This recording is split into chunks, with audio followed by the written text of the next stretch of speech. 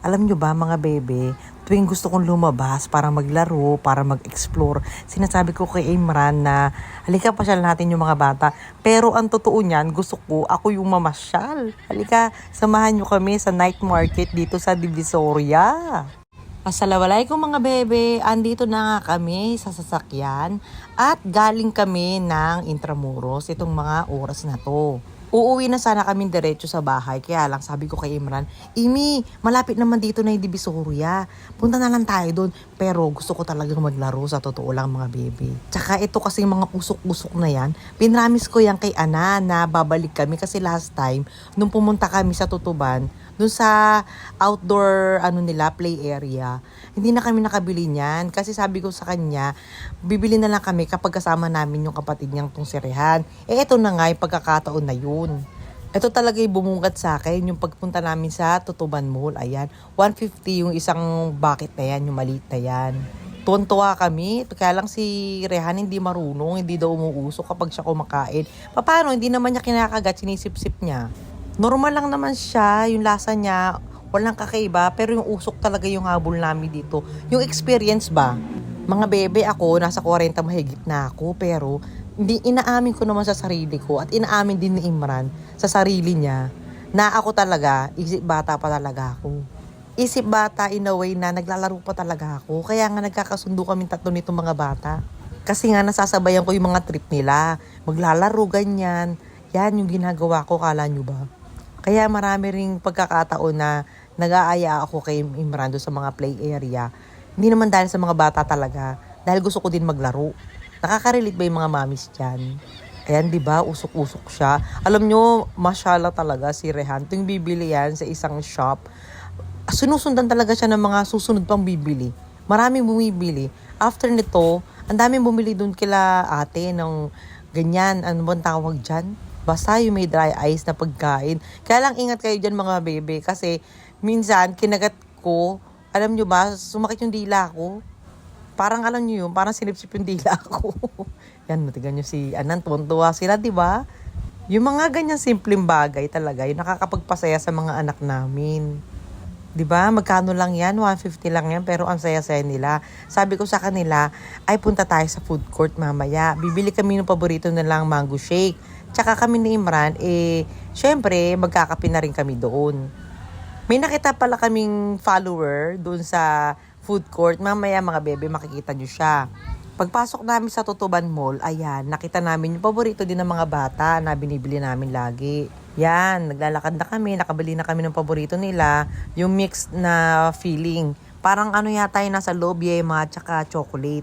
Tapos papunta na kami niyan sa food court. Habang naghahanap ako ng coffee, ayan pala yung sabi ko sa inyo. Ayan yung paborito nila. Dalawa yan, buy one, get one, 99. Pero yung binili kong flavor, dalawa is 149. Ayan si ate, tuwan-tuwa siya yung nakita niya kami. Kasi naglalakad kami ni Rehan, naghanap kami ng kape. Sabi niya, uy, follower niyo ako. Hello po. Ayan. Natutuwa naman ako dahil tuwing pupunta kami ng Tutuban, hindi pwedeng walang makakilala sa amin talaga. Alhamdulillah. Tapos yan, nakaupo na kami. Ito si Rehan, tinutupak na naman. Ayaw daw niyang inumin yan. Uuwi na lang daw niya sa bahay. Walang ginawa si Rehan dito kundi laruin yung Jackstone na nakuha niya doon sa bubble Ewan ko yung may nilalagay na 10 piso tapos lumalabas yung bola na tumatalbog. Ayun, naglalaro siya yun. Tapos, ayan, kakain muna kami ng aming snacks. Kasi nga, di ba, kumain na kami ng lunch kanina. Pero, since nandito naman kami sa food court, talagang kami, sabi ko sa inyo mga bebe, yung budget talaga namin para sa pagkain, para sa mga ganitong bagay, doon lang napupunta. Sabi ko kay Imran, Imi, punta tayo sa night market. Hintayin natin yung pagbukas yung night market. Kasi ang alam ko dati may mga laruan doon. Tingnan mo, fila-fila ang asawa ko yung kape niya. Tapos, pagkatapos nga namin magkape, mag-snacks, ayan, palabas na kami. Tignan nyo, mashallah, ang ganda ng mga, design, di ba? Sabi ko sa kanila, oy, mag-picture. Tingnan mo si Rehan, cute. Sabi ko sa kanila, mag-picture kayo dyan. Upo kayo dyan dalawa. Tapos ayaw nila magtabi. Pero sa huli-huli, nagtabi pa rin sila, napicturean ko sila ng maayos. Ay, na-excited na nga ako lumabas dyan kasi natatandaan ko, kasama ko dati yung mga katrabaho ko sa office, dadaan kami dyan sa night market na Divisoria. Nagulat nga ako mga bebe kasi dati, yung mga nagtitinda dyan, commonly, yung mga Chinese ba? Tas ngayon, napalitan. Halos puro Muslim yung mga nagtitinda. Yung mga may-ari ng mga stalls. Alhamdulillah. Siyempre, may mga Filipino din. Ayan, tignan nyo, ang ganda, di ba? Sabi nga ni Imran, batya, ang ganda-ganda talaga dito sa lugar ninyo. Ang ayos-ayos, tapos ang mura pa ng mga bilihin. Sabi ko, oo, kaya nga, minsan nga, dapat umalis tayo para dito, makita na rin ng mga bata. Ay naku mga bebe, marami ako nakita rito na mga kainan, may only soup, only rice, 99 pesos lang. Yun nga, hindi namin matry kasi nga, di ba, hindi sila halal. Kaya yun, hanggang tingin-tingin na lang kami. Inshallah naman, magkaroon sana ng dito, ng food stall, yung mga may-ari bang Muslim. Maglagay sila dyan ng halal food, o di ba? Halal sizzling, o di ba? O di ba isa-isa ng mga Muslim dito? Ang daming Muslim dito talaga. Tignan nyo. O, nakikita nyo yung mga banners? Ang mumura talaga. Tapos ang dami nilang space o dining area nila. Ito yung mga juice nila, may pizza, o may shawarma.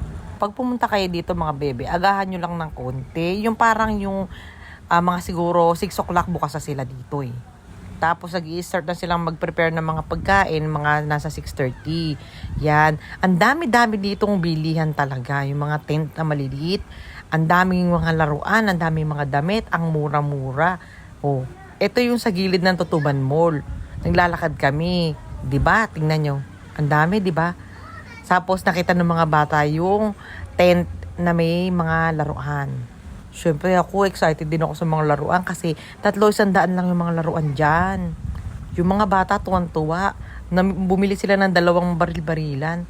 Kaya lang, 300 di ba? Sabi niya, Mami, tama na tong 2. Sabi ko, 3 nga, di ba? Pinipilit pa rin niya yung 2. Kumuha tuloy ako ng isa pa. Tapos pumunta kami sa ibang tent, sa ibang stalls. Yun, bumili uli sila ng laruan. Dito ko nabili ng boxer short si Rehan, 300 din. Ang laki talaga ng pinagbago nitong lugar na to. Dati talaga kalat-kalat yung mga nagtitinda dyan. Hindi organized. Ngayon, tignan nyo, napaka-smooth ng paligid, napaka-peaceful, di ba? Tsaka dati hindi ko malabas-labas yung cellphone ko. Ngayon, tignan nyo, nakakapag-vlog na ako. Yun nga lang, syempre, ingat pa rin ako. Hindi pwedeng magpakakampante. Napamili namin sila ng laruan, siguro worth 200. Tig 100 sa 2 stall. Tas yan, naglalakad na kami. Maganda yung panahon dyan, mga bebe. Malamig. Malapit na pala yung bahay namin dito. Mga 1 tricycle lang, nandun kami sa bahay. Hindi pa to masyadong gabi. Mga siguro 7:30 lang to. Or 7 o'clock, ganyan. Hindi pa nga nakakapag-set up yung mga iba nagtitinda, di ba?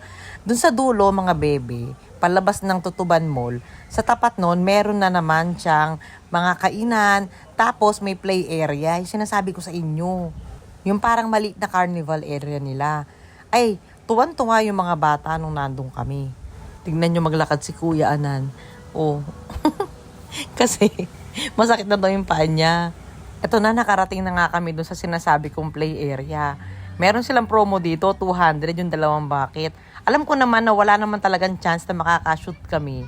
Pero dahil itong mga bata, gusto ko mag-enjoy sila, tsaka ako na rin syempre, naghagis-hagis na rin kami. Nag-avail kami ng 200 na 2 bucket. Nagagalit na nga dyan si Rehan. Kasi hindi siya makashoot. Dasal ka! Dasal! Alawak.